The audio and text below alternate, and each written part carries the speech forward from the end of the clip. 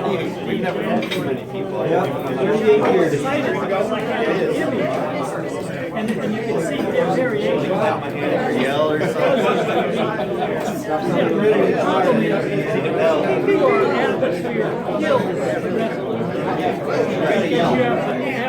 All right, we're going to go ahead and get started so that we can let our guest get on with this presentation. My name is Scott Toth. I'm KV4UP, and I think what we'll do at the very beginning, we only have a few board members here tonight, so I think that piece will go fairly quickly. But we'll go around and introduce ourselves like we always do, so that we know who each other is.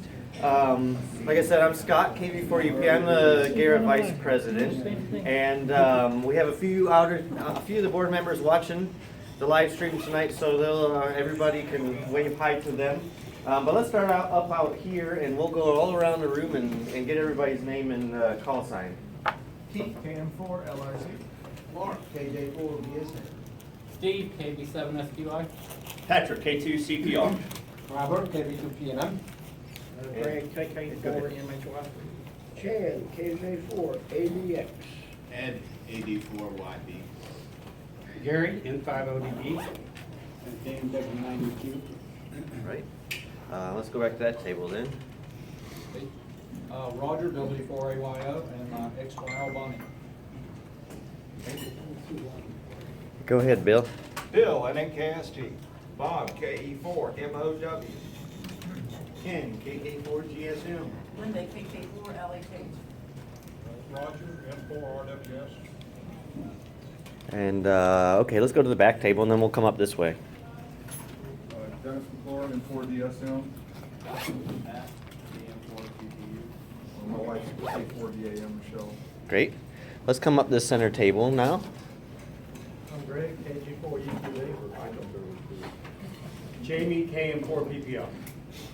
Betty, KC2DFM. Dan, N2LGH, we had it. Wayne, K6TWX. I'm Alan, Whiskey 1 Alpha Echo Lima. This is my wonderful and patient XYL Donna. Great. Go ahead, Tommy, Tommy. K4MTL. And we- Barry, WD4 Anti-Submarine Warfare. Anti-submarine warfare. That's great. Okay, let's start back here and come up this table now. I'm Dennis, KM4JDB. Carl, KC4WGA. Zach, KM4THJ.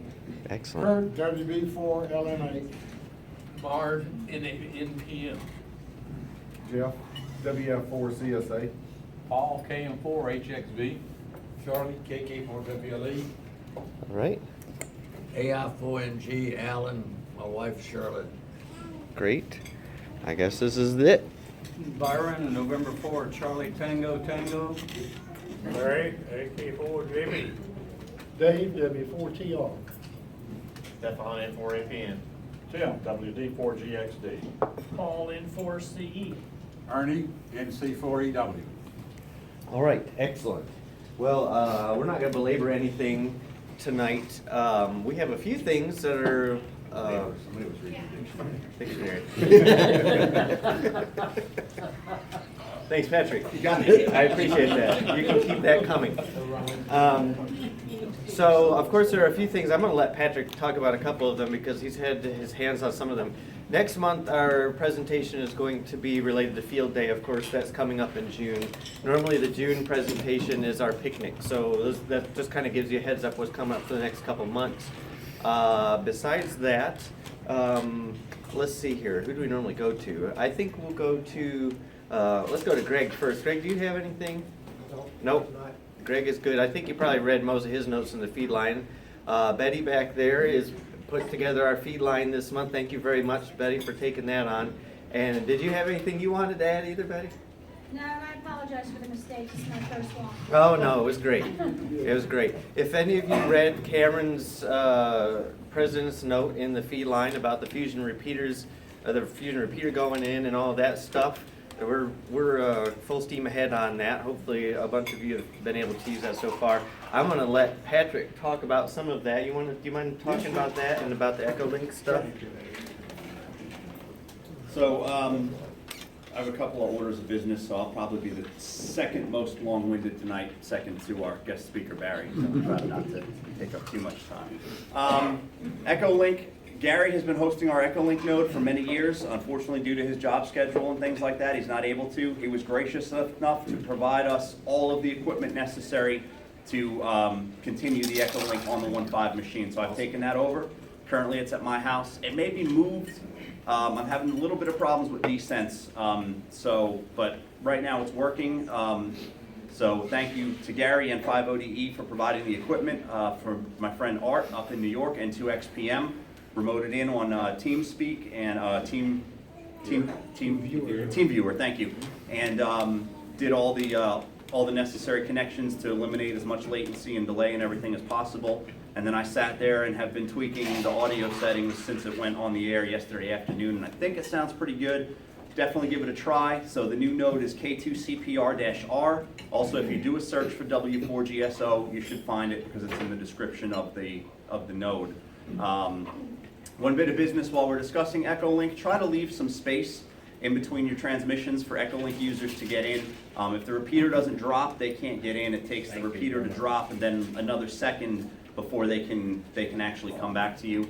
It still works as it always has. Anybody who wants to can link into our 1.5 repeater through the EchoLink node, but you cannot link out. So you can't, it's not a traditional EchoLink repeater where you can dial up DTMFs and link out to anywhere. But it's primarily for members while you travel, you're outside of Greensboro, you're away, you want to get into a net, or you want to talk to friends back home, you can do it on your phone. If you find an EchoLink repeater, you can dial up from that repeater and link into ours. So, but EchoLink is up, and we're going to try to keep that going, and full steam ahead with that. Also, I sent out an email about a group buy on the ASU FTM 100DR. The price initially was $309. I have now, there's a lot more interest than I expected, and I've renegotiated currently a better price of $300. I just finished that before I left. I will send out another email to the entire club when I get home with that updated information. But anybody that's here tonight, if you're interested, come and see me tonight, and we can square it away tonight, and hopefully I'll get this done. At the latest, I want to get this order done by the end of the week, and hopefully get everybody's radios out to them next week. We got it at that price because I'm going to place one order. All the radios are going to be shipped to me, and then I'll deliver them out to everybody when I get them. It's like a $400+ radio. Currently it's on sale for $319, which is like a rock bottom price, but through some negotiating and the amount of radios we're ordering, I was able to get it for us for $300. So again, if you're here tonight, see me. If you're watching me on the live stream, I'll send out another email. I think that's it, EchoLink and the group buy. Want to talk about the Fusion repeater at all? You want to say anything about that? Well, okay, yeah, the Fusion machine is up. That's right. Well, yeah, I sent out an email about that as well. We had a problem with the old repeater. We couldn't run a true tone squelch, so it was 100 hertz to access the machine, and if you wanted to run a tone squelch, the repeater spit back out a 67, and a lot of radios weren't capable of that. So this new repeater does run 100 on the input and on the output, so you can run a tone squelch. So on your HT, as you're walking around the house and stuff like that, you won't pick up interference from computers, and as you're driving around, interference from drive-thrus, you'll only hear what is on the frequency with that squelch of 100 hertz. Anybody that has a Fusion radio, you can transmit in on digital. It sounds great. Right now it is fixed analog on the output, and the engineering committee is working on some stuff to try to figure out what we can do. The controller that we purchased from Arcom, the Arcom 210 controller, that they advertised to be fully functional with the DR1X is not. It is only functional in fixed modes and full auto mixed mode. The way that we're intended to run the repeater, which is mixed mode in, which means you can transmit digital or you can transmit analog. The repeater will always come back out with an analog signal. The Arcom controller won't work, and when we contacted them, it was, hey, yeah, it doesn't work like that. And so we are working on options, and we'll probably discuss that more, I guess, at the next meeting and see where the club wants to move to with that. But a fully mixed mode DR1X repeater works great. There are probably just shy of a dozen of them in this area right now. One of them is up in Rockingham, the 147-345 up in Rockingham.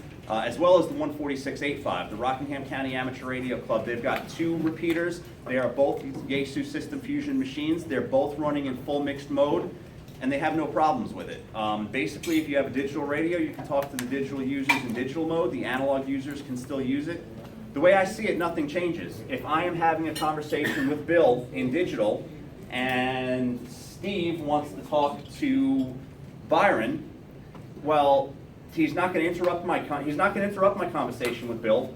He's not going to say, "Hey guys, I want to talk," So he's going to wait till we're done, and then he's going to have his conversation with Byron. So it's the same thing. If you have digital users on, you wouldn't interrupt their conversation regularly anyway to have a conversation with somebody else. So seamlessly, digital and analog users can all share one repeater, and that was the design. That's where the term Yaesu Systems Fusion comes from. It's a fusion of systems. The digital mode is actually called C4FM, not fusion. The fusion comes from it being a fusion of an analog and digital together into one repeater. So do some research on it. Check it out. Bill, I think everything's worked great for you guys in Rockingham, right? Running it that way. Yeah, for the most part, everything's been real easy to set up and get running. That, like you just said, one of the biggest issues that we discussed before we purchased it was what happens if? What happens if somebody's having a QSO in the C4FM mode and an analog user comes over the top of it, or vice versa? And the answer that we come up with is, that happens now in FM, it's called doubling. Yeah. The answer is don't do it. Very true, yeah. There's a lot of, Listen first, talk second. Listen first, talk second, very good. So we can go over that again more in detail in May, but check it out. Definitely get on the repeater if you want to see what digital sounds like. You can get on with your $25 Baofeng right now in analog mode, and if I'm on, I'll get on my Yaesu radio, or Scott will get on his Yaesu radio. There's a couple of us floating around. Bill's got one, and we can go to the digital mode. You can hear how good it sounds. It actually, I think that C4FM actually is one of the best sounding digital audio qualities I've heard so far, especially in the voice wide mode. It's just full quality voice, and it sounds really good, really good. So. Yep. Anything else, Scott? No, I think that's it. All right. That's great. Thank you. Yeah. Of course, Patrick is the field day chairman. Oh, that's right. So Field day. I thought I was forgetting something. Oh, Field geez. day. I sent out an email. I've got some interest. I got some people back. Some people came up to me today. Keep an eye on your email. I'm going to schedule a meeting for probably a Wednesday or a Thursday night. That seems like the times that most people are free on Wednesdays and Thursday nights. For, not everybody obviously, but it seems to be the nights that most people don't have anything going on. I'm going to try to secure a meeting room at one of the libraries, and I'm going to have a big field day meeting. Even if you only plan on coming down and getting on a radio for an hour, come on down and let's figure out what the club wants to do for field day. I need band captains to set up stations. We need equipment, we need tents, we need radios. Even if you're going to be out of town and you've got a radio that we could use, we might need it. So keep an eye on that email, and everybody, even if you don't even know what I'm talking about right now, you don't even know what field day is, come to the meeting and find out. Keep an eye on the email, and hopefully I hope to see everybody at that meeting. Thanks, Scott. yeah, no problem. Ed, do you have anything? No. Okay. All right. Well then, without further ado, I'm going to turn it over to WD4ASW Barry Baines. Hopefully, you've all seen. A lot of you are here because of him, which is great. So very thankful he was able to make it through. He's on his way to Georgia, to his house down there for a while, and we worked it out to where he could be here tonight. So let's give a warm welcome to Barry. Thank you.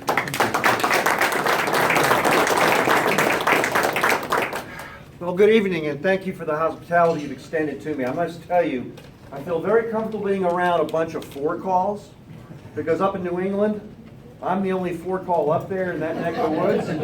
So, I'm the, what's the word we want to use? I'm the token four, I guess you might say. So when I go to meetings up in Westboro, Massachusetts, there's a DMR group I'm associated with.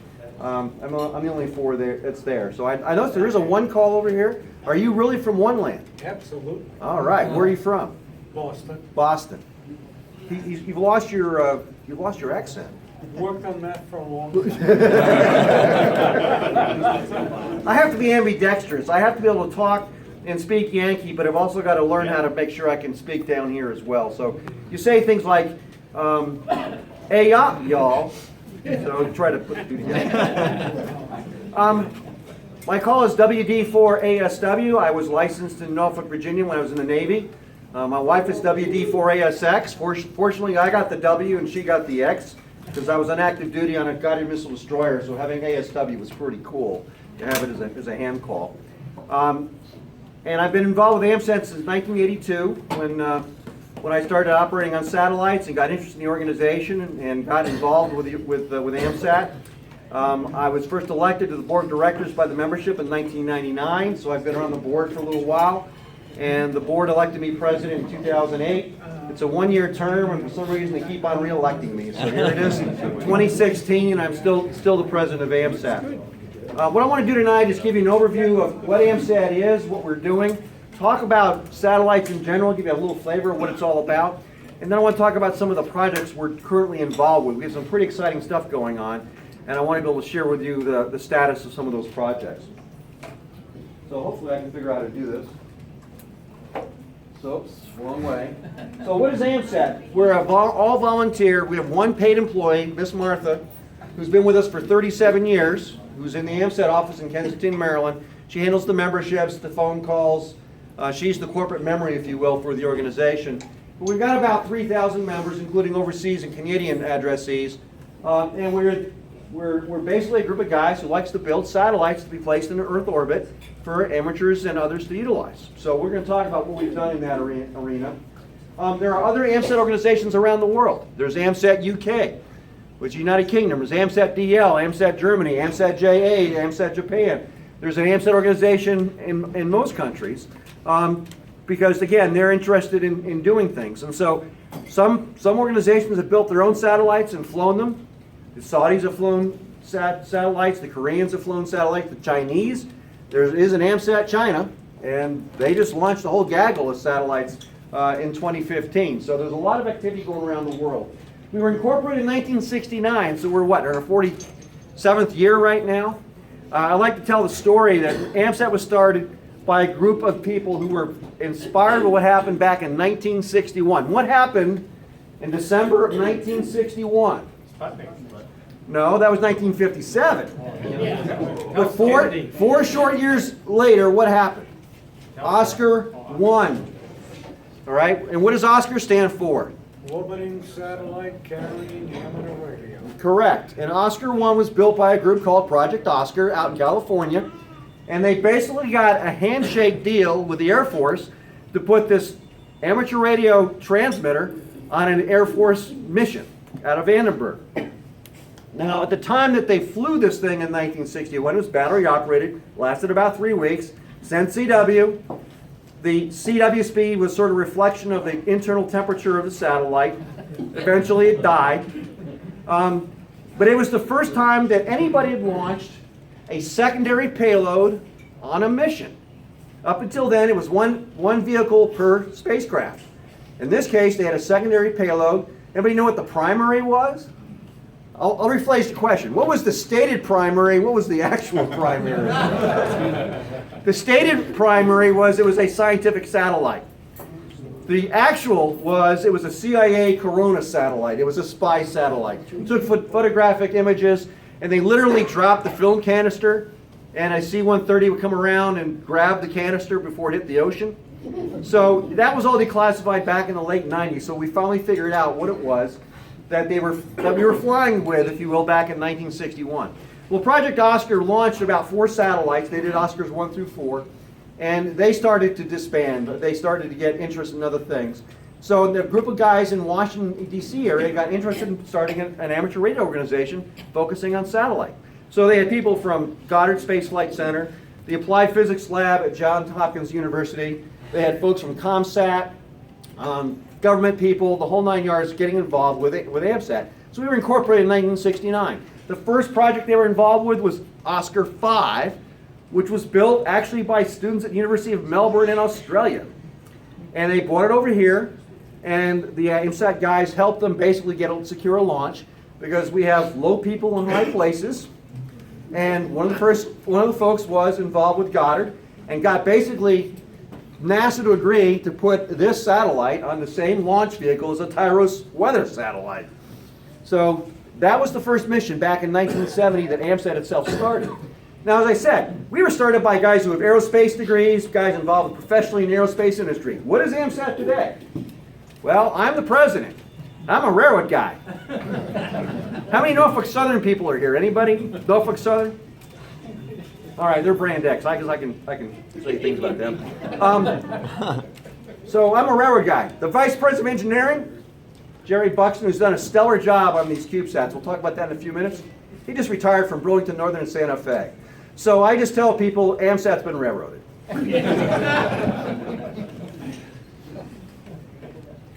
So what do? We design, build, and operate experimental satellites to promote space education. We are a scientific and education organization. All right, so we have a 501c3 designation. We're recognized by the IRS, but we're a scientific and education organization. And we work in partnerships with a variety of groups, a variety of organizations, both governmental and outside of government. So with NASA, you've heard about ARIS, Amateur Radio on the International Space Station. We just signed a Space Act agreement with NASA to keep that program going on board the International Space Station.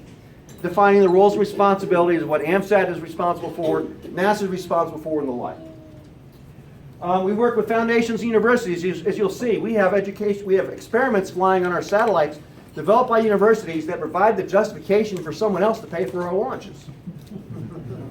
And of course, we work with anybody who wants to be involved with low Earth orbit satellite projects. We are doing a lot of technical innovation. We're developing new ways of doing things. And we're also, of course, involved in training development, both in terms of ground operators. How do you actually operate a satellite? We get people involved with teaching people how to operate as an operator, but also getting people involved in the technical side of designing and building satellites. Our vision statement is to deploy satellite systems. We would love to have continuous coverage from orbit, so that any time of the day you want to get on a satellite, there's something available. There's two ways to do that. One is to do it with a high Earth orbit satellite. It's got a very wide footprint, and you can see that for 8 or 16 hours a day. And that's what we did back in the 80s, 90s, and early 2000s with Oscar 10, Oscar 13, Oscar 41. Today we're doing it a little bit differently. We're doing it with low Earth orbit satellites, with more and more LEOs being flown, which provides, again, a plethora of opportunity to be able to operate through a satellite. So that's why I have a reference here of developing a stream. Uh-oh. Oh, there we go. So what do we do in essence? We want to keep amateur radio in space. The environment we find ourselves today as an amateur radio organization is fundamentally different than it was in 1969. And from the 1969 through, let's say, 2000 time frame, we were taking advantage of some unique opportunities to put some pretty nice pieces of satellites up into high Earth orbit because nobody else wanted to take the technical risk of flying. When Ariane was flying the Ariane 3, okay, they've got the Ariane 3, then they went to the Ariane 4 and the Ariane 5. We had AMSAT missions on all those satellites that AMSAT DL coordinated for us. All right, we were partnering with them, and they got opportunities to fly, and that's how Oscar 10, Oscar 13, and Oscar 41 going, right? Well, the Ariane 3 mission in 1980 was the Phase 3A, the first of the high Earth orbit satellites. It ended up in a subterranean orbit because it was a test mission and it failed. And we lost our satellite in 1980. Now that was a pretty traumatic experience for us. Many of you that may have been members back in those days can remember the trauma that was created because we put our heart and soul into that thing. But we came up and we basically said, okay, we're going to build another one because we have the plans. We built what became Oscar 10, and it was a successful mission. So we've had these opportunities, but we were also sort of victims of our own success because what we discovered was back in those days, the military, the commercial world, they thought you had to have a big satellite to have any capability in space that was of any utility at all. And here we are putting these little satellites in the nooks and crannies in a launch vehicle. Instead of launching ballast, launch this little 10-pound thing or 50-pound thing or 100-pound thing, and we'll have amateur radio operators play with it. Well, they saw what we're doing and they started to follow suit. Now, what do these other organizations have that we don't have? Money. All right? So suddenly what happens with supply and demand? You start demonstrating a small satellite is useful, and suddenly now people with real money are paying real dollars or whatever, euros, to be able to fly their satellite on a commercial launch. So they basically have priced us out of the marketplace. And I'll show you a slide in a minute. when we did our analysis in 2009 about what we're going to do next, we realized we were out of the game in terms of raising $10 million. You know, for a launch, forget building a satellite. Just take that weight and throw it into a high Earth orbit, $10 million. All right? We're not going to do that. We'd love to, but we don't have the deep pockets. So we've had to change our tune. We've had to change the strategy of how we get ourselves in space. So I'm going to talk to you a bit today about what it is we're doing and why we're doing it, and you'll get an appreciation of why we're going the way we are. So let's talk about orbits, because people may not have a good appreciation as to what we have here. So this slide here is an attempt to show you the different types of orbits we typically get involved with and give you some technical terms. So let's start with apogee and perigee. When you have an orbit, when you have a satellite going around the Earth, okay, the perigee here is the point closest to the Earth, and the apogee is the point furthest from the Earth. So if you have an elliptical orbit, like this one is demonstrating, the apogee is the furthest point. Now, why is apogee important?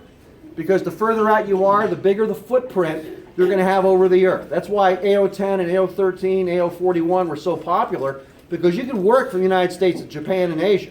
You can work from here to Europe and South America and into Africa, because it had such a wide footprint for a long period of time. Because remember, when you get out to this distance right here, you are working in a situation where the satellite moves very slowly across the sky. So you have a very long time frame to which to be able to operate that satellite. My first contact was on AO10. It was not on AO7 or some of the low Earth orbit satellites. Why? Because I could take my time setting up my station. I could tweak and tune. I could figure out what the heck I was doing, because it wasn't a thing that was whizzing over the horizon. It was going to be out there for 8 hours. So that made it easier for me, at least, to get started with amateur satellites. So apogee and perigee. Perigee is the distance closest to the Earth. Apogee is the distance from the highest distance from the Earth, and that tells you what the footprint will be around the Earth. Okay. Then you got different ranges of satellites, if you will: low Earth orbit, middle, and high.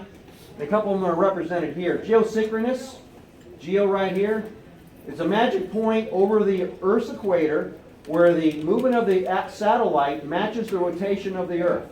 So it appears as if it's stationary in relation to where you are on the ground. You look up at the sky, you point your telescope at it, and that thing's not going to move because it's rotating at the same rate as the Earth is turning. All right?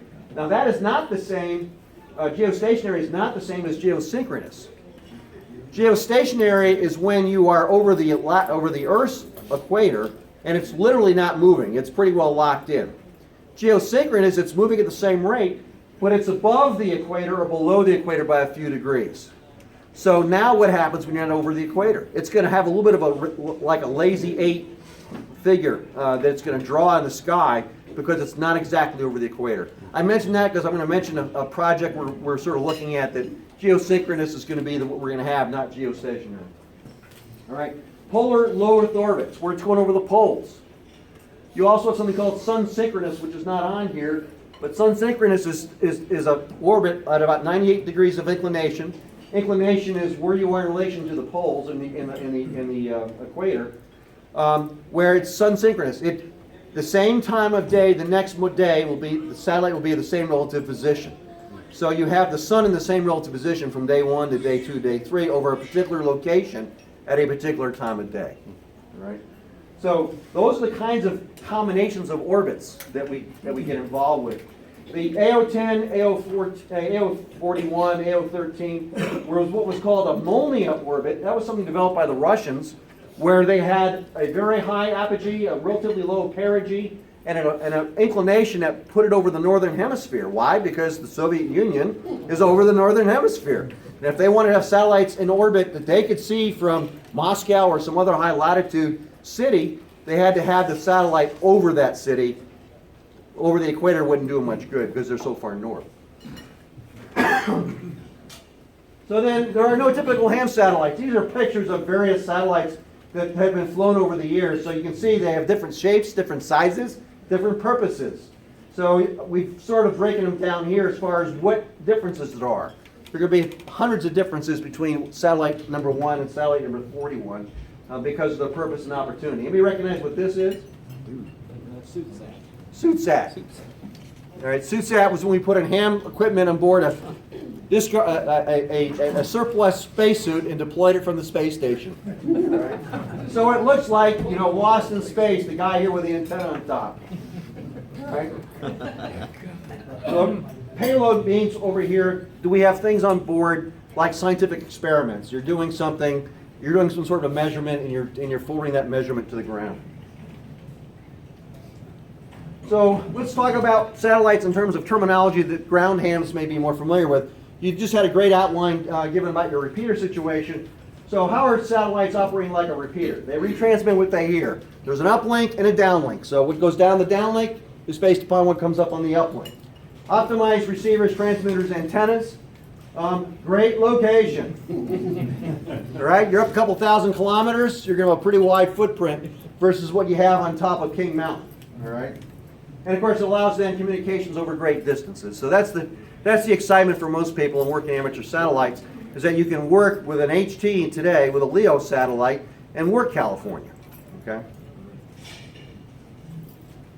So how do we differ? Well, one thing is clearly it's the moving footprint. You have to be able to predict when the satellite's going to be over your location and where to aim your antenna toward that satellite to be able to operate through it. All right.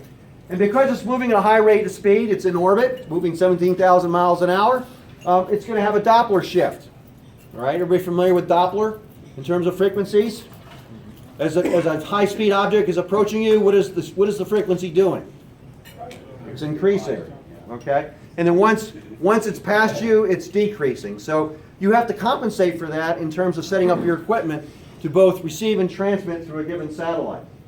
Another big difference is full duplex. You can actually hear yourself on the downlink as you're transmitting. There is a delay because you're transmitting to a satellite at some distance and it's retransmitting back through the electronics to you. There's going to be a delay. And they're multi-mode. There are a variety of satellites with the various modes, so it's not just FM as we have in typical repeaters. And of course, remote locations, we really can't serve these things very well, right? When they start to decay, we sort of go with the flow. So you'll see that in terms of what we're trying to do in terms of developing our satellites to be a little more robust. The amateur satellite service, which is a defined service under the FCC's regulations, is different than the amateur radio service, in that we have specific frequencies and bands we can utilize. Excuse me. It is part of the ITU's regulations in terms of what we can operate in the amateur satellite service. Not all amateur bands are allocated for satellites. There's no 6-meter band for satellites, for example. And of course, we have a tendency to focus on certain bands like 70 centimeters and 2 meters. We are starting to see much higher frequencies being utilized by amateur satellites. We'll talk about that in a bit. And the bottom line is we have to use these frequencies or we lose it. Why? Because spectrum has value. And there are people out there that covet our frequencies. So if we're not going to use the microwave bands for satellite service, it's sort of hard for the FCC to justify reserving it for amateurs if we're not going to utilize it. So we'll talk about a couple of projects that we may focus on in that arena. All right, so the bottom line is satellite service is not the same as the amateur radio service. Trivia question. You want to build a satellite and you want to put it in orbit. All right, what does one have to do to get permission to do that? Who is qualified to do that? Just talk to Obama, right? Yeah, but you don't worry about doing that in about what, 7 months, 8 months? After that, it may not help you to talk to Obama. My point is there is no licensing of amateur satellites. All right, you as an amateur radio operator, as the control operator, assuming you have no pecuniary interest in the operation of that satellite, you can be the designated trustee and the operator of that satellite. All you have to do is notify the FCC of your intentions to launch a satellite and meet the technical parameters in terms of what you have to submit for your satellite description and purpose and all of that stuff. You have to coordinate through the IRU Satellite Advisor, the International Amateur Radio Union. We do frequency coordination just like the Florida Repeater Council does frequency coordination in Florida, and CIRA does coordination here in the Carolinas. We do coordinate with the IRU to make sure we try to minimize interference, if you will. But anybody can put up a satellite who's an amateur radio operator, as long as that satellite's operating in the bands that you're authorized as an operator, all right? That causes a lot of confusion for people. Because in other aspects of satellite operation, let's say the experimental bands, the experimental licensees, or the commercial satellites, you're licensed for a specific transmitter receiver and a specific set of frequencies and a specific satellite. That's not the case for amateur radio. You know, think of your license as having like a automobile operator's license. Right? You are authorized to operate the equipment. You may not own it, but you're authorized to utilize it. Right? Same thing applies with satellites. And I mention that because it does cause confusion with universities when they want to put satellites up there and they want to use amateur radio as part of their package. All right, so basically there are 16 satellites currently in operation plus the International Space Station.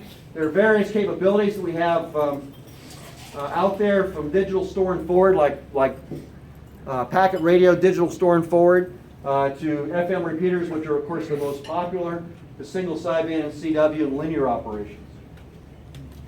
So some satellites are like transponders.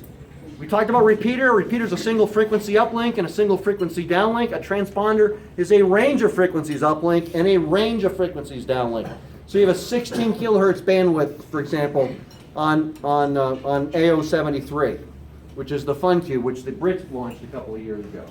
All right, so you have a segment of one bandwidth, which can be from, let's say, 50 to 200 kilohertz.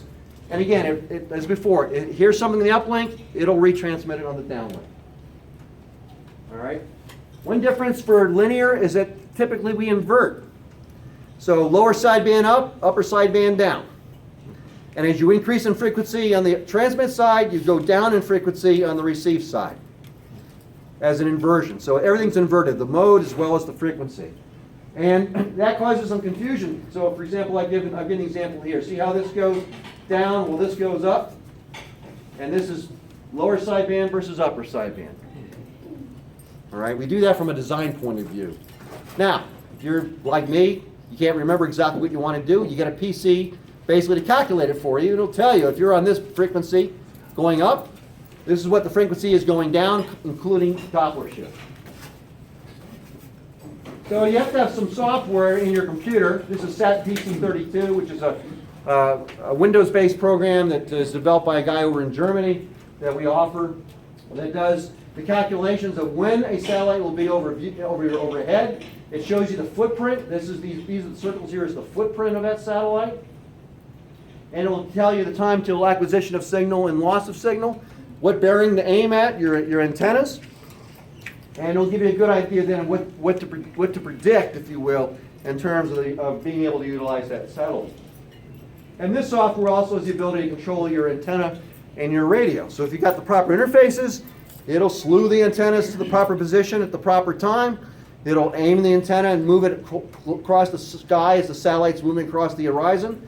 And then it'll compensate for Doppler because it knows what frequency you're going up on, how much Doppler to apply, and come up with a correction to actually set your transmitter to and be able to work accordingly. Now you can do that by hand, but you have a PC opportunity. We also have online past predictions because not everybody has satellite tracking software. So you can actually go on our website, you give us your grid square, your latitude and longitude, looking for a particular satellite. It'll come back with an output that will tell you when will that satellite be in range, what's the time of acquisition, the loss of signal, the amount of time you'll have available to operate through that satellite and the like. So it'll give you a good idea of when you want to use that satellite in terms of your location by the inputs you provide to the website. This is on the AMSAT webpage. So in terms of what satellites are currently available, I'm just going to go through this really quickly. Saudi Oscar 50s an FM repeater launched now 14 years ago, if you will, or 13 plus. FO29 is a linear transponder. That was launched in 1996, so that's now, 20 years old, launched by the Japanese.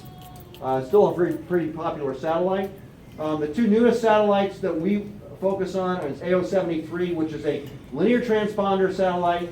FunCube, launched by AMSAT UK. During the week, during the school year, it's focusing on providing support for educators in terms of using that satellite for educational purposes. So they use it in the classroom for talking about science, talk about Doppler shift, talk about orbits, talk about communications and the like. There's also a little experiment on board that middle schoolers are encouraged to utilize as far as their educational outreach. And then on the weekends, it switches to an amateur repeater, or an amateur transponder rather, and you can use it as an amateur transponder during the course of the weekend. And then 8085, which was launched on October 8th of last year, is AMSAT's newest satellite. It's a CubeSat. We'll talk about it in detail in a few minutes. And it's an FM single channel repeater with a lot of cool stuff added.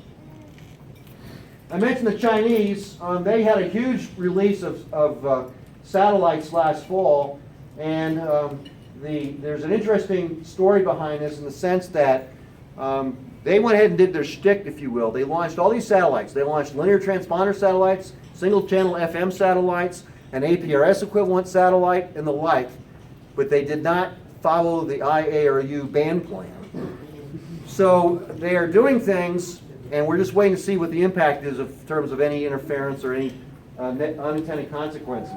So these satellites have not been given an Oscar designation because they didn't get coordinated by the IRU. They notified the IRU of what they're doing, but they did not abide by the published frequency allocations for these satellites.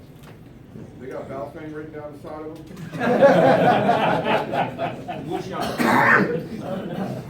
There is a web page off their website that basically, it's hard to read this, but basically you have the list of satellites on the column here, and then over time, people report what they're hearing about the satellites. So as user reports come in, we can sort of keep a running tab of how the satellites are doing. So you can check the AMSAT website, and you can see what the status is of a given satellite. So if you went out there and tried to listen to a particular satellite and you were unsuccessful, well, it might be you, but it might also be the satellite. So check and see what the status of the satellite is. Oops. Let's go the other way. So some of these are what I call semi-operational, like ISS, International Space Station. We have an active ham station aboard the ISS, but when's it used? It's used for two purposes primarily. One is for school contacts, which are scheduled in advance. Schools apply for an ARIS contact. They have to go through a review process. They set up a whole program for their schools in preparation for their contact.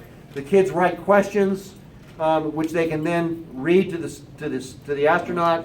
The astronaut replies. That's a pretty well formalized program that's had huge impacts around the world.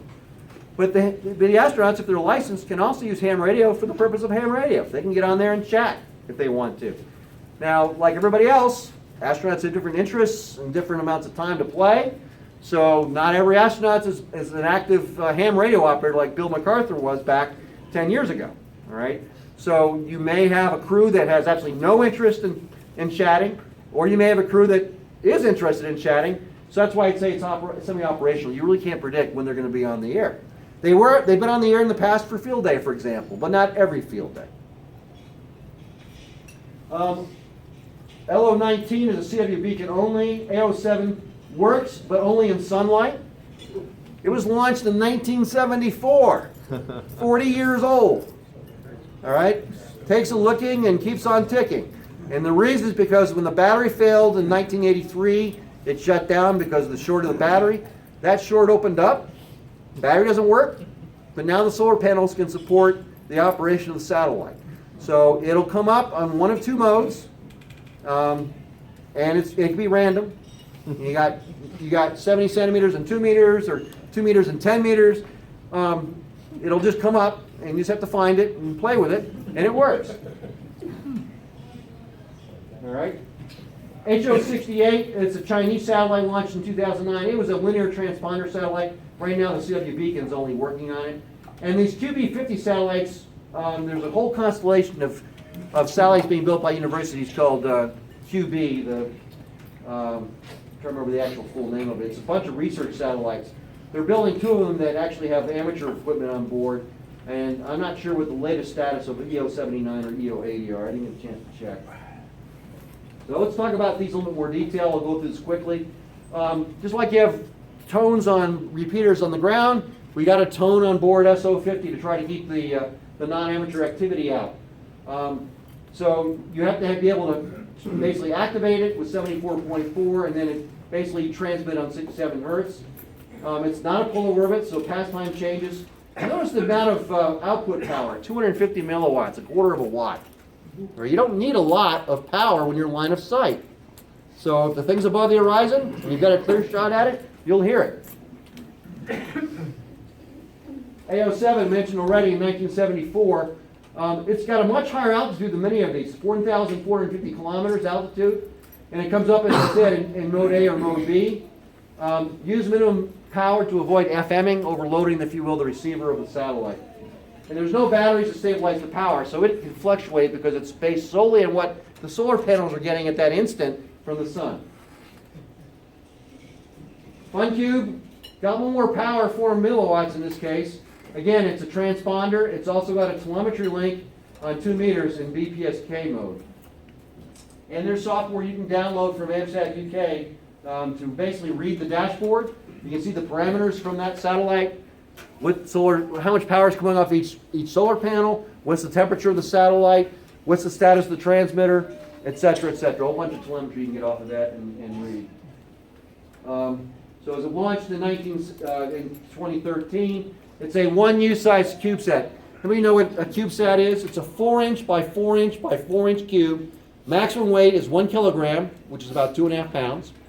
And you have to deploy your antenna from your CubeSat because you can't have it interfering with a release mechanism. What's the release mechanism? It's a P-pod. It's a little cylinder, again, a square tube. You put 3 of these things in, you stack them, and then you release them. And then once you release it, you release your antennas, and the thing becomes operational. All right. And it's got a 40 kilohertz transponder. Okay. AMSAT UK came up through Howard Long this thing called a FunCube dongle. Everybody know what a FunCube dongle is? It's a USB device you plug in your computer.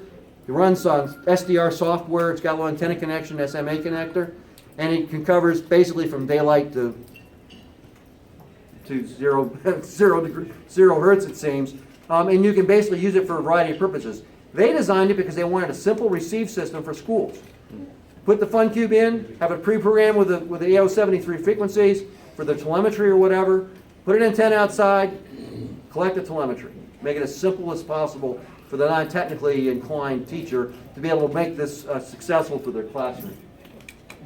And of course, we've benefited from it as hams. There's also the same transmitter-receiver combination on UK Cube 1. This was, if I remember correctly, this was the first satellite launched by the United Kingdom's space agency. It's got the same transponder as FunCube 1. They also had a different transponder for its primary application of managing the spacecraft. Interestingly, the primary transmitter receiver failed, but the FunCube transmitter receiver works. So they've been using the FunCube, basically, transmitter receiver boards to do their management of the satellite. So at this point, we're not certain when it will be turned over for amateur radio use. It's still being used for the other purposes of that satellite, the experiments and the like that they flew on that space rig. So let's talk about very briefly about how to get started. The easy sats are the FM birds, the single channel FM satellites in low Earth orbit. And what's the minimum requirement? You take one of these things, dual band HT analog. Sorry, not fusion, okay? And you attach an external antenna to it, like an arrow antenna, or an elk antenna, or a homebrew, 3-element Yagi, if you will, for 2 meters, 7 elements or so, 5 elements for 70 centimeters, and you aim it at the satellite. And that's all it takes, and you can hear it on your HT. Now, in some cases, you can take one of these long duckies, and you can do this, get the right polarization, versus what the satellite's transmitting. You can hear the satellite. I wouldn't bet my life I'd be able to transmit through it because you don't have much gain here, but you can hear it. Okay? AO85's got a very strong transmitter. People have had no problems at all hearing AO85 from that point of view. They've had other problems, but they're not hearing it is not a problem. Okay? So a dual band like an arrow, an elk, or some sort of Yagi. And as I said, a Yagi with or vertical with gain would potentially be used for reception. On the CW and single sideband satellites, they have to have a little more oomph. These things are a little bit more difficult because you now have transponders, so you got to find yourself within the transponder. And of course, you have Doppler to compensate for on sideband or CW. But you can have more conversations going on at the same time.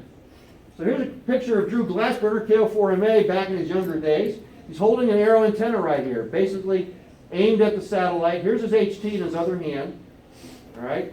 And that's all he takes, all right? Alan Biddle is holding on to a homebrew Yagi. Again, the elements for 2 meters, the elements for UHF. There's a little diplexer right here. You can put a preamplifier on there if you needed to. He's also got this for L-band, I believe. So we'll talk about L-band in a few minutes as well. All right. And he's got it mounted on a tripod. He's simply aiming it in the general direction of the satellite. This was actually taken at the Dagenham Convention a couple of years ago. So I've already sort of spilled the beans on this one, but why are we not building bigger, higher orbit satellites? And this is from 2009, but it gives you an idea of how much it would cost AMSAT if you wanted to take various options of building satellites. Right? So P3E, which would have been like AO10 or AO13 size satellite, $10 million to put that in orbit, right, for a commercial launch. A small satellite to LEO low Earth orbit, like bigger than a microsat, about $3 million. If we wanted to put something on the ISS, like Aerosat 1, we flew Aerosat 1 in 2011. That was technically a Russian satellite. I don't know how many of you realize that. We built it. We shipped it to Moscow. They did the checkout, and then they put it on the Progress cargo vessel to take it up to the ISS. And then during an EVA, 2 cosmonauts released it. And it lasted about 6 months. That's the maximum you get from the orbit of the ISS. It's a self-cleaning orbit, if you will. But if we wanted to pay someone to do that, NASA's giving us a quote of about $1 million. If we look at the microsats, remember we launched a bunch of microsats in 1994, AO16, AO17, AO18, AO19, and then we had AO51 in July of 2004. These are 9-inch boxes, 9-inch cubes. It costs us about $500,000. Then if you get down to the CubeSat arena, I'll explain what a 3U versus a 1U is, but clearly the 3U is 3 times the price of a 1U. And the reason is because you take basically the form factor of 3 1U CubeSats and scrunch them together. So it's a 4x4x12. All right? It costs you $300,000. Now that's still that's still a lot of money to raise, particularly from the amateur radio community. We're a little bit scrimpy, aren't we, in terms of donations? It takes a lot of $10 donations to get $300,000.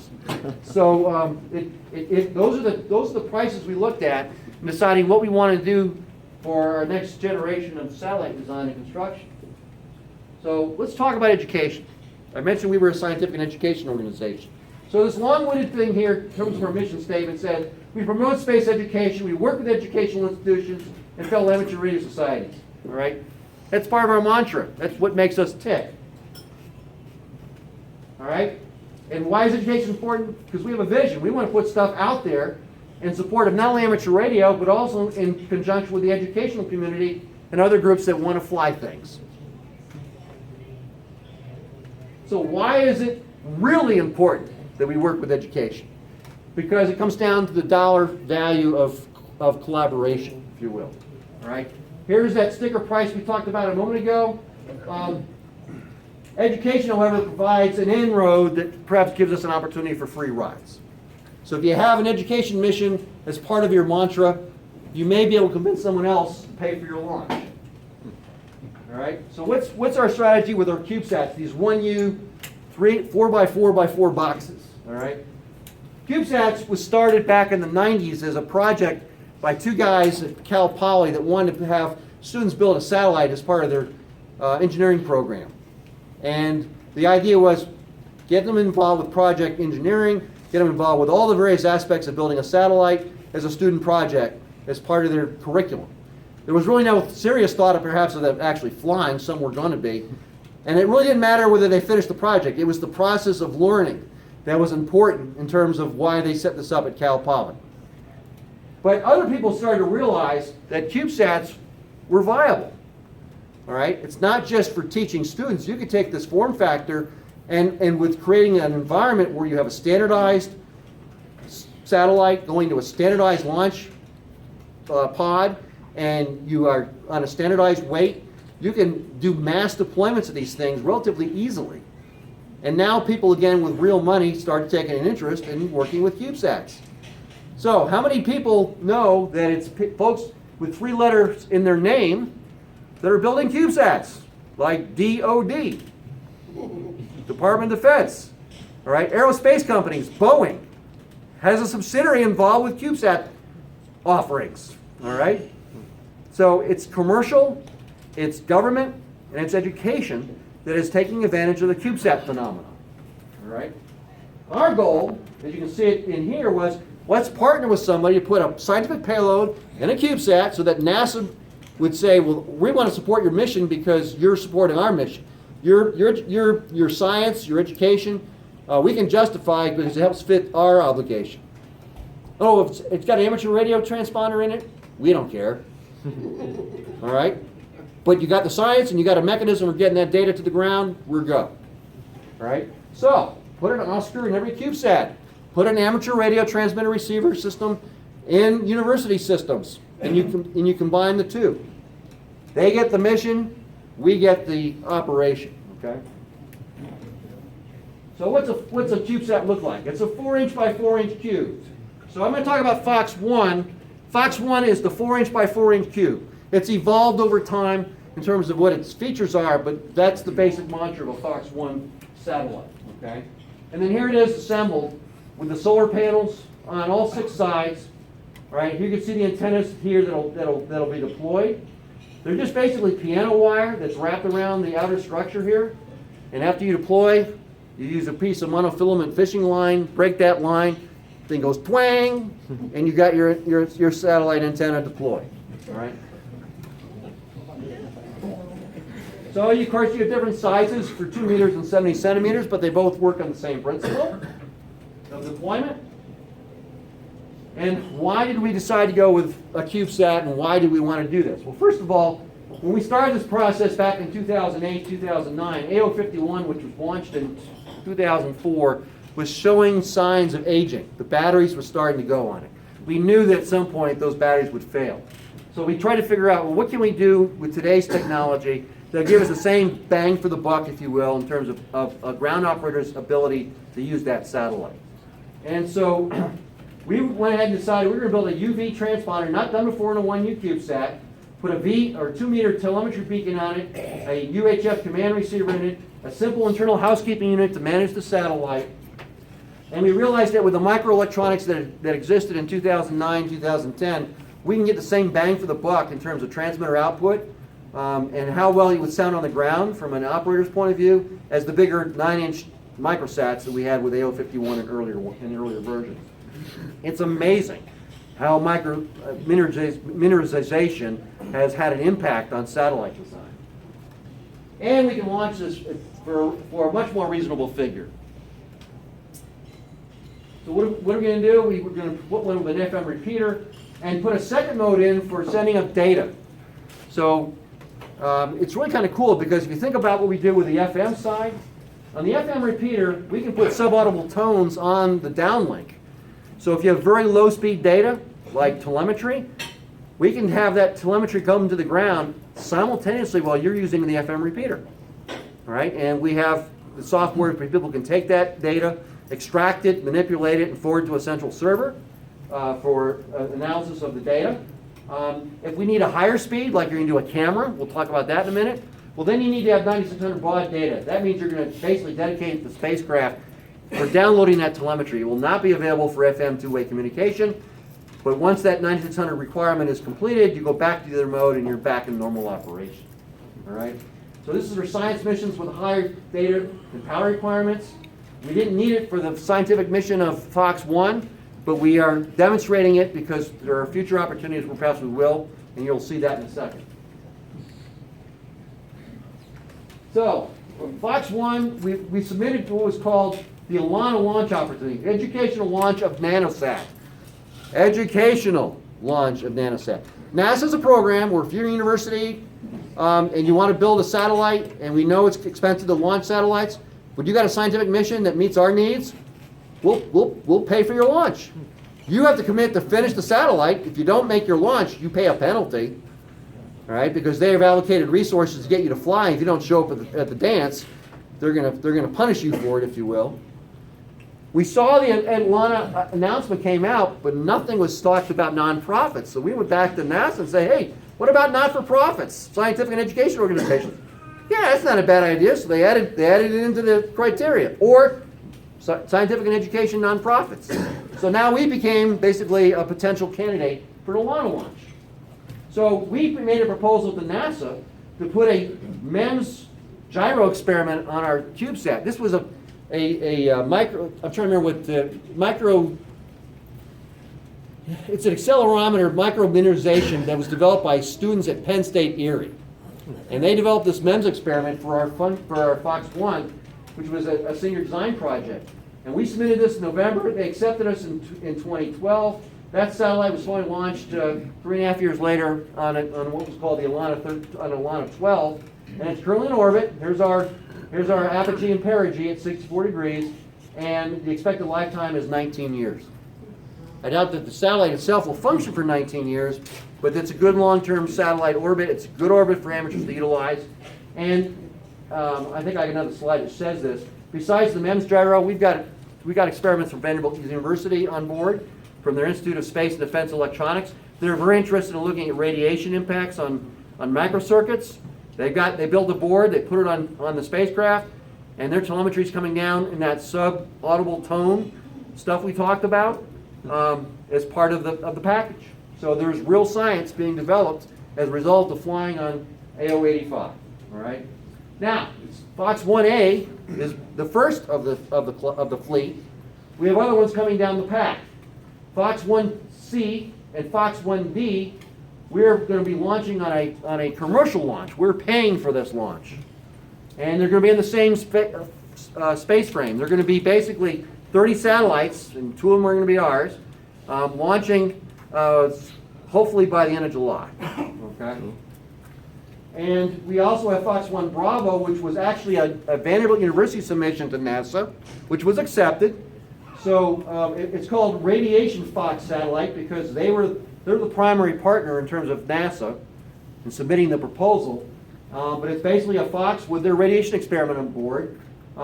That is now expected to fly in January of 2017 on Atlanta 14. All right? And then Fox 1E, we submitted that one last November. It was accepted this past February, and it's now accepted in this time frame. We're in conversation today with NASA about what upcoming mission, we could potentially fly that satellite. What happens is you get accepted in the Atlanta program, and of course you have your own expectations about orbits and time frame and the whole 9 yards. And they rank order your project versus the other ones that get accepted.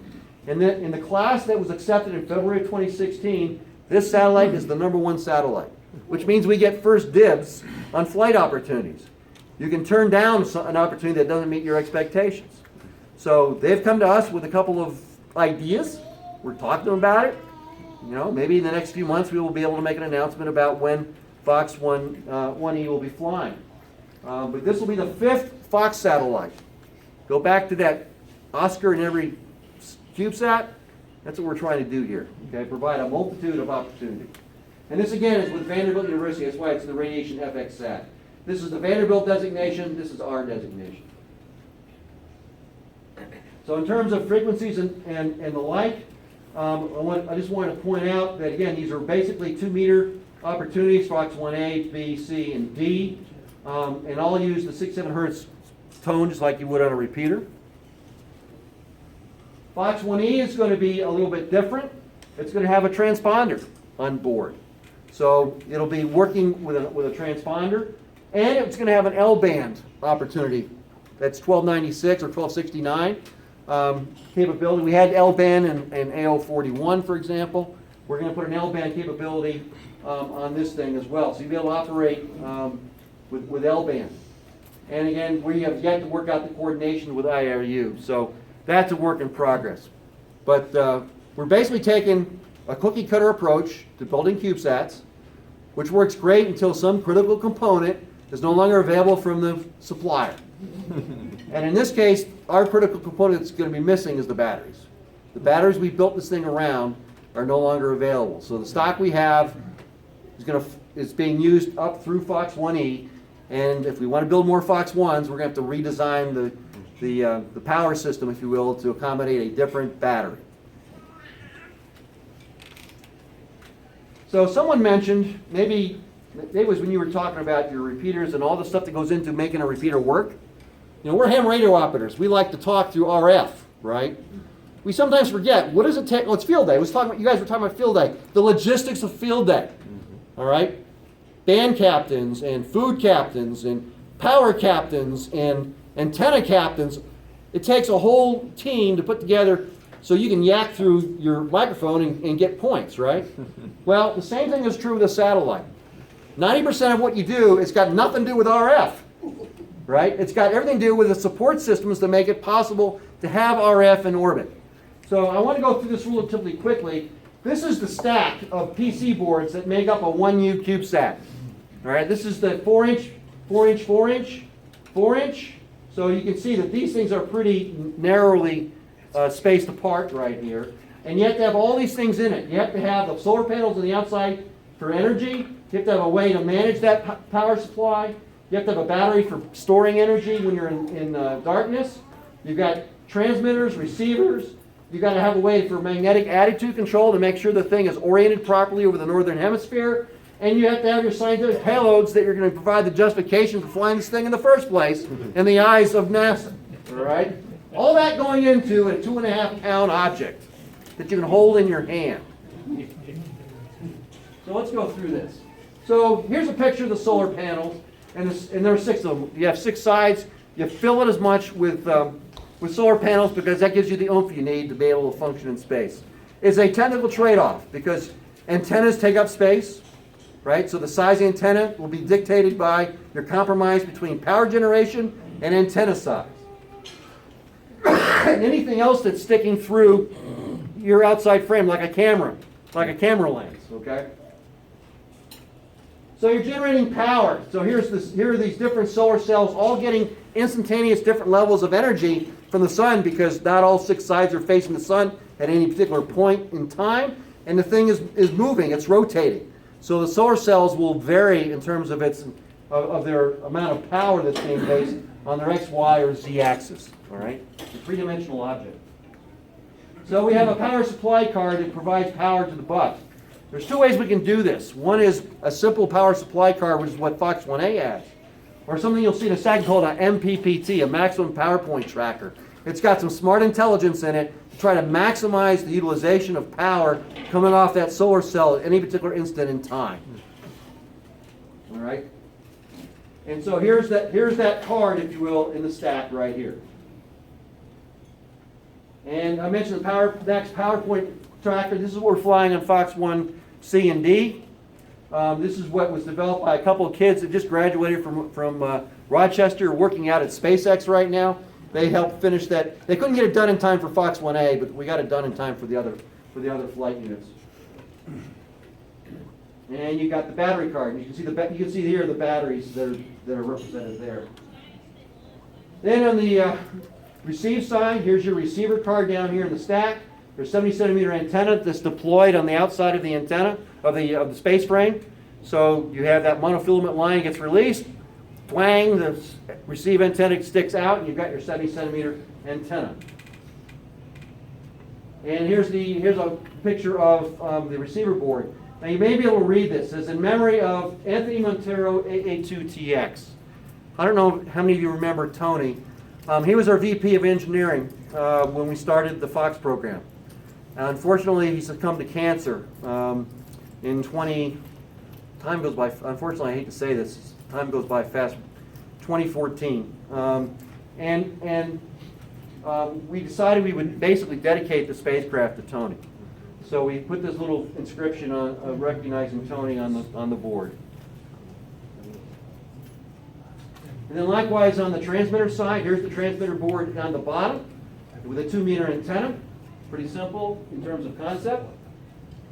And here's the transmitter board, again with an inscription for Tony. Sort of hard to see that. And then the IHU, the internal housekeeping unit. This is the brains of the satellite, all right? It manages what gets turned on, what gets turned off.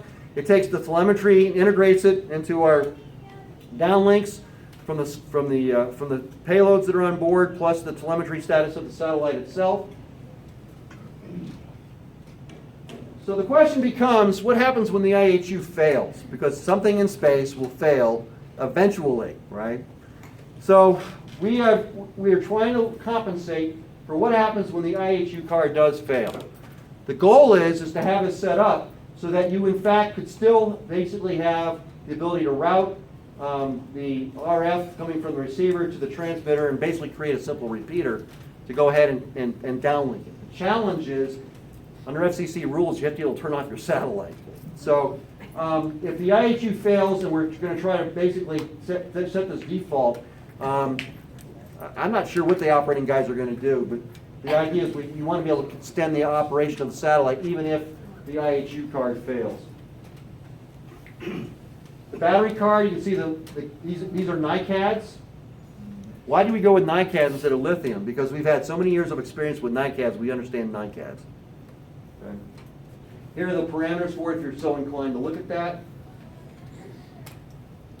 And then, because we projected that the satellite would be operating cold in the orbit that it was going to be functioning, we actually put little heaters around the NiCads so that they would not become too cold. Interestingly enough, since we launched in October of 2015, we have not had to turn on the heaters.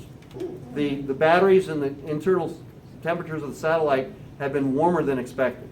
So that's a good sign. So how warm is that? I asked Jerry that question the other day, and I think he's saying up to 20 degrees C.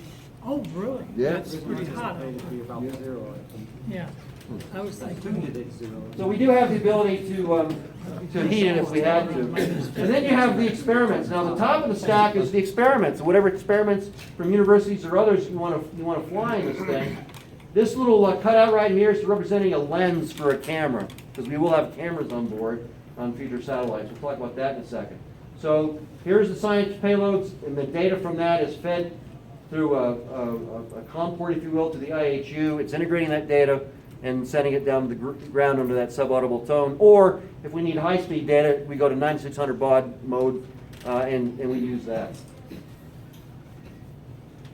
Here's a picture of the Vanderbilt University ISDE low-energy proton experiment. Again, designed to fit inside our stack.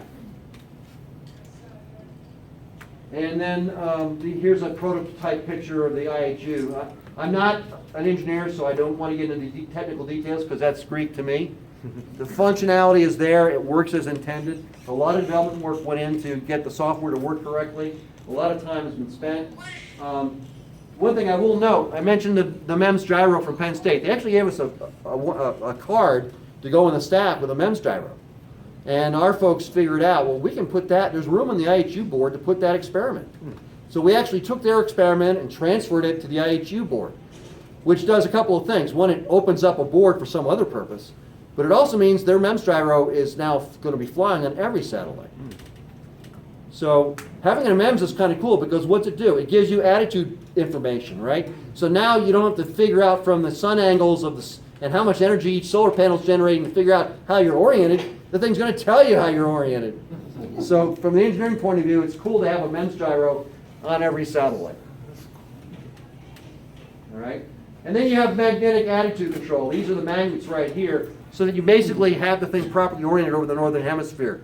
You want the antennas to favor the northern hemisphere because that's where most of the population is, including us.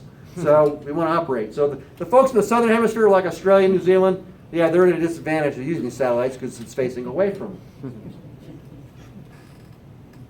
So here's a list of experiments in the Fox 1 series.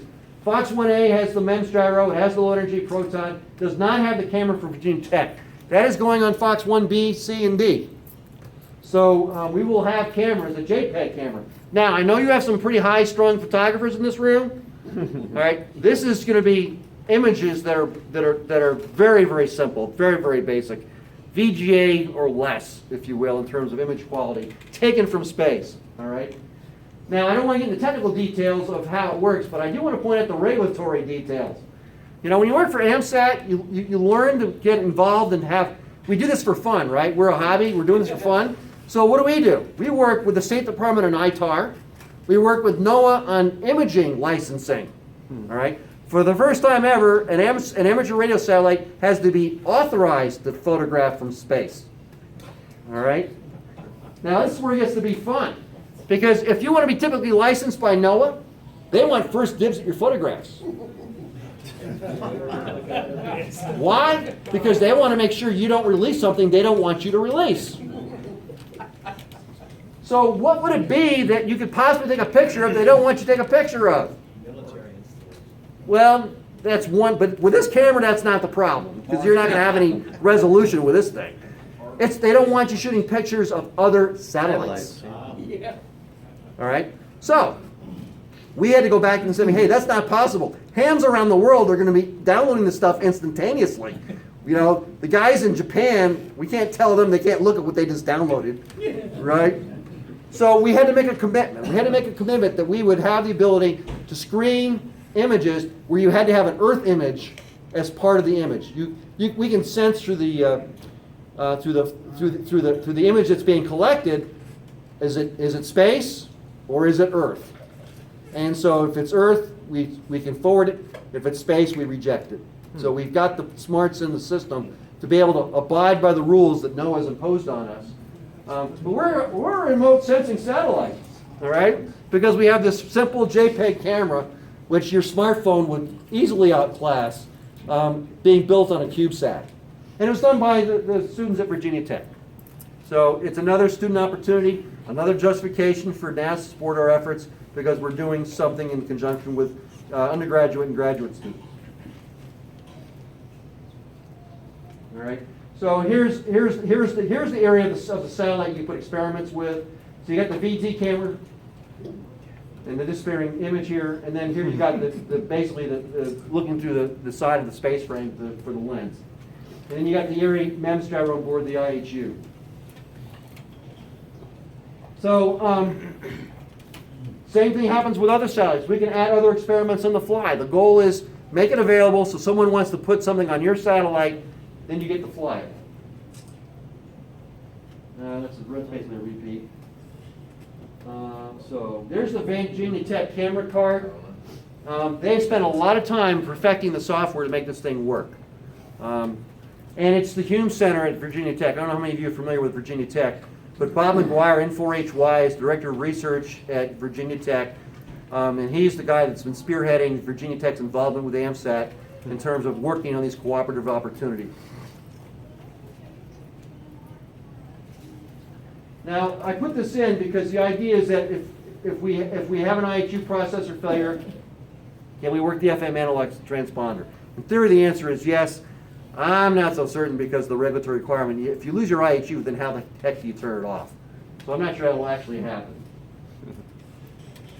Something we learned from AMSAT 7, or AO7, I think. The idea is that like AO7 is dead, but it still works. Right. Have that kind of thing. Right. It just happens to work still. Yeah. All right. And by the way, when we go through the process of developing a satellite, you go through the critical design review process and all of that. But one thing I want to note here is vibration testing and thermal vacuum. Why do we do that? It's not to satisfy ourselves that our satellite will survive the rigors of launch. It's to satisfy your launch provider that you won't break their launch vehicle. All right? So we have to be able to demonstrate that we're a safe entity, if you will. We can meet their launch criteria to put our CubeSats on board. Okay. And in the case of Fox 1A, we were done the end of 2014. The thing didn't launch until October of 2015 because the primary payload kept on slipping. And so once we delivered it to them, we lost all control of it. So the batteries went in fully charged, and they sat for 6+ months, not getting a recharge. And we were sort of doing this a little bit about the batteries, but it turned out the batteries did just fine. We have seen no degradation so far that I'm aware of. in terms of the capability of the batteries because they sat for so long prior to launch. So on the Fox 1 Bravo, the red FXSat, which was basically approved in February of 2013, we took what was called the flight spare for Fox 1A. Now we're making it Fox 1B. The experiments are installed. They've done basically most of the work now, and I think you said you're getting the for Fox 1B. Are you getting or is it Fox 1E you're getting? I get B. B. Well, it should be coming to the transmitter. and Right. receiver for tuning, so. And so that thing right now we're projecting will launch in January of next year. Now, something I'm calling Fox 2. This is a generic term. We've done all this great work in Fox 1A, but it didn't do everything we wanted possibly a satellite to do because of its limited size, its limited weight. So we want to start looking at going beyond a 1U CubeSat. So I want to just mention some of these things as to what we're looking at, not that we've made any commitments yet, in terms of what you can get for a bigger satellite, besides more expense. All right? You have more real estate for solar panels, more real estate for power generation, more real estate for putting bigger antennas on board, having more modes, more capability built into it. Attitude stabilization. So we are looking at building 3Us now and even potentially 6Us as a long-term project. Not that we're making any commitments at this point. Boy, I love how that does that. So as I said, we're looking at different sizes. We're looking at perhaps putting propulsion on board. And again, working with other organizations that are looking at the same issues from a CubeSat development point of view. I do want to quickly go through, how much time do I got left? I don't see anybody with their eyes closed, so I guess I'm doing good. Probably 5 or 6 minutes. All right, 5 or 6 minutes. I want to mention ARIS, Amateur Radio International Space Station, because it has such a tremendous impact on people around the world, on students, on teachers, on parents, on us, in terms of ARIS and its impact. So you probably know the basic story. You've got an FM radio on board the space station. We've got a couple of them. We've got an Ericsson HT. We've got the TMD 700s and the like. And basically, we set up a schedule for a school to actually have the students communicate with an astronaut or cosmonaut on board the space station. You do it one of two ways. You either have a direct contact. So let's say a school here in Greensboro is doing an ARIS contact, and someone contacts the Greensboro Amateur Radio Association, hey, can you help us do an ARIS contact? They've done it a couple of years Okay, ago. so you guys know the story. We have mentors that help groups do that. If they're not able to do it, then we have what's called telebridges. Telebridges are stations around the world that are equipped to do the relaying between their station and over phone lines or internet to the school, and they have the same experience but without the direct contact. As of 2014, and I apologize for not having more current numbers except for this. This is the magic number I wanted to point out. We had our 1,000th school contact this past March with a group out in North Dakota, which was their first contact. First contact in North Dakota. So think about that. Since 2000, we've had 1,000 contacts of all types involving ARIS in schools. Now we're going to ham TV, where the idea is that you have a downlink from the ISS of a video imagery, and you use the ham radio for the uplink and the downlink of audio. All right. So we're starting to see a little bit of that going on. And that first contact with ham TV was done with Tim Peake, a British astronaut. He actually had a ham TV communication with a school in the UK this past February. So it is starting to take off. And again, it's in the S-band region, if you will. These are the technical parameters, if you know about digital TV. This is an image of the control panel. This was first proposed by ESA, the European Space Agency, when they were building Columbus back in 2002. And Kaiser Italian communications company, developed the equipment, and it was launched in 2013. And in 2016, we had our first ARIS contact. The challenge of this stuff is you have very fleeting opportunities for a good enough signal quality to get a decent image. So what you do is, and you'll see this in the next couple of slides, first of all, here's where the ham TV antennas are located. You have to have one of these things at every ham TV ground station. All right, so you have a ham TV system, a dish, if you will, with the appropriate digital ham TV stuff linked in, and you have to basically put them as a string along the flight path of the ISS. So as one loses the signal, the next one gains the signal. And you feed these to a central server, and then that central server acts as the forwarding agent to go to the school, so they get a basically uninterrupted video from the space station. All right. I'm aware of 2 people in the United States that are working on this, having their own capability. One is Lou McFadden, W5DID down in Orlando. He's our ARIS hardware manager. He's a board member of AMSAT. He's done a lot of his home brewing to be able to work with ham TV directly with his home station. So looking down the road, I want to talk about a couple of quick things and we'll wrap it up. I mentioned Fox 1E, which will be our first linear transponder satellite, which is, again, been just selected for under the Atlanta program. Last year, we announced the Phase 4B geosynchronous opportunity. So I want to give you a very quick update of what that is. We proposed to place an amateur payload aboard an Air Force satellite that was going into geosynchronous, not geostationary orbit. So the geosynchronous means it'd be positioned several degrees above the equator or below it, and you'd see this lazy Susan, if you will, type movement of the satellite.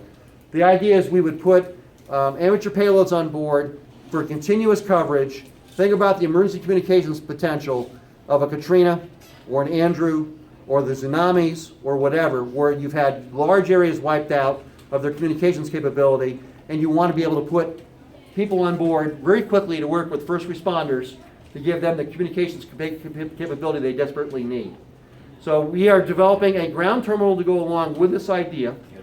Where basically you can have a suitcase of equipment with a dish, go out there, set it up with trained amateurs. They provide the links, if you will, to provide first responders the ability to communicate with the state EOC or the FEMA folks in DC or whomever. Okay? So the Fox 4B geosynchronous opportunity is predicated upon emergency communications as being the justification for putting this on board a government spacecraft. So we made this proposal, and actually it was done through Virginia Tech. And Virginia Tech said, we think this would be a great idea and has great societal benefit. We were told, well, we have to figure out whether or not you can do this without interfering with the primary purpose of the satellite. Makes sense. So we have to do what's called a payload accommodation study.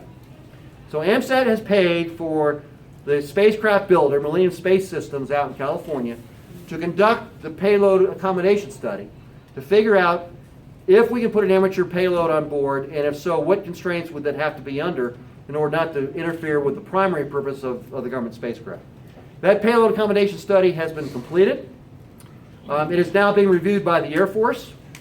I would expect that by Dayton, how many people are going to Dayton, by the way? All right, there's a few of you. We're hoping that by Dayton we do the AMSAT forum that we'll be in a position to publicly talk about the payload accommodation study and what it represents. Now, when you deal with the government, are things ever simple? No. All right? So we have to look at it from the perspective of what are the probability of this actually happening. I'm not going to put percentages on it, but I'm not holding my breath.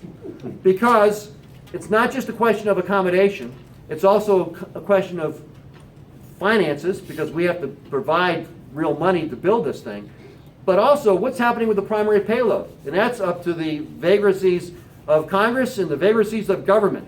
So whether this thing will actually get flown, I don't know. All right, so we'd be subject to a number of call it checks and balances that may in fact impact the potential of actually flying Phase 4B. But we're going ahead and developing the ground terminal development because we're going to have some benefit in other areas from that. If it happens, it's great. If it doesn't, we'll just move on and do something else. All right. The next item I got here is the CubeQuest Challenge Lunar Derby. Anybody ever hear of the CubeQuest Challenge? NASA came up with this brilliant idea. They're going to launch the SLS, the Space Launch System. That's the new heavy rocket. Think of it as a Saturn V in 2016 terms that's meant to go to the moon and beyond. The first launch of that is scheduled, I believe, for 2018. And they came up with the idea, let's have this CubeQuest Challenge. Let's give an opportunity for people to fly their 6 U CubeSats, not 1 U, 6 U's, in one of 2 potential configurations. One is to put it in translunar. In other words, you go around the moon. We get you out there, but you have to have your own propulsion system to get it into orbit around the moon. Or we get you out there, you release, and you go as far as you want into deep space. And the idea is, how well can you transmit data back to the ground in a specified period of time? Length of time. The guy that can do the most data, or the guy that has the highest data rates or whatever, they'll have different competitions, if you will, to be in a position to do this. So there's groups of teams out there that are seriously looking at participating in this. And it's not just individuals, it's real companies, it's the Boeings, it's the universities, and the like. So there's a ground competition going on right now. Ragnarok, which is a startup, came to AMSAT and asked if we would provide them with a communications payload for their 6U CubeQuest Challenge design. And we are partnering with them with the idea that if they get far enough along the competition where they really want to build something, that we will provide the communications payload for their CubeQuest Challenge. Now, the way we are looking at this is the CubeQuest Challenge payload will be very similar, because we want to build our own 6U CubeSat to go into high Earth orbit. And if you're going to do a 6U, which is pretty small, the only way you can pull it off is if you have 5 and 10 gig capability built in. You're not going to do it with analog. You're not going to do it with UHF. You're not going to do it with VHF. You're going to have to go to the microwave bands to be able to do it, and come up with a ground terminal that's affordable for amateurs to use on the ground. So here we are, multitasking, if you will. Take the same basic design for our 6U HEO, use it against the CubeQuest Challenge if that actually develops, all right? And then the geosynchronous satellite, if that happens, it's going to be compatible with it as well. So the idea is we develop a capability that has multi-functionality, doing one set of development work on the ground terminal. So we're working actually on the ground terminal. In fact, if anybody's going to the AMSAT Tapper dinner at Hamvention, Friday night is our joint dinner with Tapper. The banquet presenter is Michelle Thompson, who is the team leader for the ground terminal. And she's going to talk about the activities going on with the ground terminal development and what we're benefiting from that. Okay? Another thing we mentioned last year and at Surrey at the AMSAT UK colloquium was a Phase 3 MONIA opportunity. Many of you may remember that when we were trying to get things into high Earth orbit, the Germans were working on a project called Phase 3E. Phase 3D was AO41. Phase 3C was AO13. Phase 3B was AO10. Phase 3A was the subterranean orbit. Right? So it's a natural progression. They never got very far in terms of finding a launch. They ran the same problem we have. Nobody can afford to pay for the launch. So their space frame's been sitting in Germany since the 1990s. All right? VT again comes to the brilliant idea. Why don't we take that space frame, which is basically done, and we go to the US government and say, we can fly for you some experiments that you want to fly at a much cheaper cost than you can do anywhere else. The only caveat is you have to have amateur radio on board as well. All right? Because the Germans would not give VT the space frame unless there was an amateur radio application involved. So there have been conversations going on between Virginia Tech and their client, if you want to call them that, and the U.S. government, the possibility of putting P3's mechanical design, if you will, into orbit. It would have new electronics because technology has changed over the years, but the idea is get the government to pay for the launch. They get their goodies to fly at a much lower cost if VT builds it, and amateur radio flies along as well. Now, am I holding my breath on this one? Nope. Because again, you just don't know how the government's going to respond or how quickly they'll respond or if they'll respond at all. So we only announced it because that piece of hardware is the property of AMSAT DL. And they could not relinquish that property to Virginia Tech unless their membership approved it. So they, at their annual meeting last year, they had a vote on it, and they had to notify their members that were not present about this vote. And so given the fact they were having a public vote, we felt, well, we better let people know what the vote is for, because it opens the possibility, a very, very remote possibility, that we might end up in a MONIA, that high Earth orbit opportunity, using a government opportunity to fly. Now, whether it'll ever materialize, I do not know at this point. All right, but I want to mention it because it's been mentioned before. All right.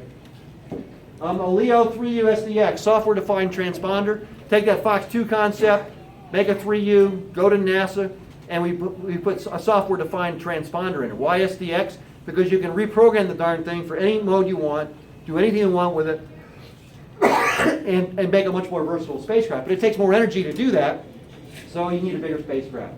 The high Earth orbit 6U, if we don't fly P3E, let's see if we can fly a 6U into high Earth orbit.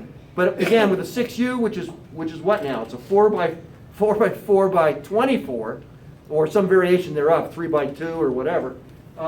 You still have limited power. You have still limited antenna space. You're going to have to do it with microwave if you're going to make it happen at all. And as I said, what's tying all this together is the ground terminal, which is under active development as we speak. So we see the ground terminal as a winner because no matter what avenue we take in any of these projects, that ground terminal is important. All right? We're almost done. So how can I learn more? The AMSAT webpage is right here, www.amsat.org. This is the Shameless Commerce Division part of the presentation. And then as an AMSAT member, you get the AMSAT Journal, which is the finest magazine out there today on satellite and amateur radio. And of course, there are columns in QST and CQ. We have a variety of email resources. You can subscribe to the AMSAT News Service. By the way, we did announce that we were presenting tonight through the AMSAT News Service. If you're interested in comparing data for that satellite tracking, you have to have the parameter for each satellite. You can subscribe to get that data automatically sent to you. Your software will take that as an input and update your database for your satellite program. There is an AMSAT bulletin board you can sign up for. For those interested in education, there's an educators group as well. And then this is how you subscribe if you want to join any of those particular groups. And as again, here's our address. Miss Martha is our office manager. You can send her a note, and she'll be glad to forward it to anybody that can answer your questions. So we get questions all the time. What do I need for this? What do I need for that? We have area coordinators that act as ambassadors locally, and we try to have them answer the questions and provide the technical feedback. And with that, I am done. Now, are you clapping because you're glad I'm done? Are there questions? Anything that I have missed or something that may not have been? Yes, sir. You had mentioned a high gain vertical antenna. I would always thought that something like a quarter wave would work better because as the satellite got more overhead, you would be losing it where a high gain antenna. Right. What I'm assuming is if you'd say you got one of those long handy-talkie antennas, you're going to do this with it. Oh, okay. You're going So where it said in the thing a high gain vertical, that wasn't for like on the roof of your house. No. If I wanted to do it from my house with a 50-watt radio without spending $500 on one of those combined. Right. Quarter waves. So there's two ways to look at it. One is to use an egg beater. Right, egg beater. Yes. Yeah. People have had mixed success with egg beaters. Egg beaters work relatively well. As I don't have one, so I can't speak from personal experience. They work relatively well when the satellite's low over the horizon. Okay. 10, 15 degrees, they work reasonably well. When you get up higher, then they start to lose it, if you will. Okay. But if you look at the probability of a LEO satellite, and let's say during the course of a day you've got let's say AO 70 or 85 coming over, you'll probably see that between 4 and 6 times a day. You'll see one to the east that's relatively low. You'll see one that's more directly over you, and then one to the west that's again going to be relatively low. And then if you look at each pass, what percentage of that time is it under 15 degrees or 20 degrees? It's the majority of the time. Okay. So even though it may not have a real good performance at very high elevations, it still may have some value to people that are constrained by their ability to put antennas because of their apartment or condos or deed restrictions or whatever they got. If you don't have $500 for an egg beater, then a quarter wave ground plane might work, or as opposed to a commercial dual band or something that's going to focus it at the horizon. The other side of the coin is you have a Yagi, but you don't want to spend a lot of money on an elevation rotor, right? But you got an azimuth rotor. Well, just put the Yagi, let's say, at a 30-degree elevation, and just fix it, and just go around, because the beam width of the antenna will take you down to the ground, and it'll take you above to about 60 degrees. Okay. So now all you have to do is worry about the azimuth, not the actual elevation. So there are some trade-offs, there are some compromises people do because of the typical situations they find themselves. That's a great question. Other questions? Yes, sir. Is I'll see if I can make that happen. Just remember, these things are continually going over revision. You know, new information comes out, or we come up with another brilliant idea we want to share with people. So this will change, but this is the latest iteration that I've got, at least. Other questions? Well, I appreciate the hospitality. Come on back. The magnetic orientation system that you mentioned on the satellite, how does that work? Is that simply? It's a passive system. So it's just a magnet? Just a magnet. Okay. Yep. Now, on AO51, when we had that microsat, now this is a CubeSat. The next layer up is a microsat, which is 9 by 9 by 9 inch cube. We actually had the ability to flip that satellite. And we did a couple of times just to demonstrate that it would happen. And therefore, the southern hemisphere benefited from it because it was now favoring the southern hemisphere. Other questions? Yes, sir. How would an EMP affect those satellites? You tell me. I mean, one of the things that we are doing with amateur radio is that we're using off-the-shelf parts. You know, some cases, depending upon the orbit, you want radiation hardened, you want to go get as robust a system because you know you're going to go through a very harsh environment. So with the HEO stuff, you're going to go through the Van Allen belt or whatever, yeah. You have to sort of be aware of that and deal with it accordingly. But the orbits that we're going through, which are much lower, we're just basically going with commercial off-the-shelf stuff. And a lot of it, by the way, is from the cellular industry. I'm just thinking if we get hit with an EMP, all the communications are out, can we count on possibly satellites? I don't know. I would doubt it. Yeah. Unless it's on the other side of the Earth when that pulse okay. hit. Yeah, right. Okay. Yep. The thing is, solar storm might kill them. If we had a major one, Yeah. that'll do. And of course, you know, we go with what we got. Yes, sir. So one new system is 4x4x4. Is that's a satellite by itself? Yep. Okay. So I can see where the ham radio here provides benefit to any experiment that they can do with telemetry and all that kind of stuff. What would like a university have to do if they did like a MEMS gyroscope?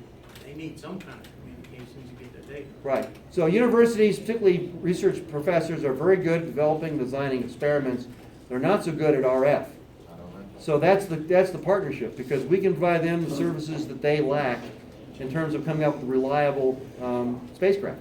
Just to give you a statistic, over 50% of university CubeSats that have been launched by NASA have failed. Wow. Many of them were not even heard of when they were actually deployed. They just don't have the wherewithal to come up with robust systems. And what are we? We're amateurs. We've been dealing with RF since we were wee high, right? And we've been doing this as an organization for a very long time.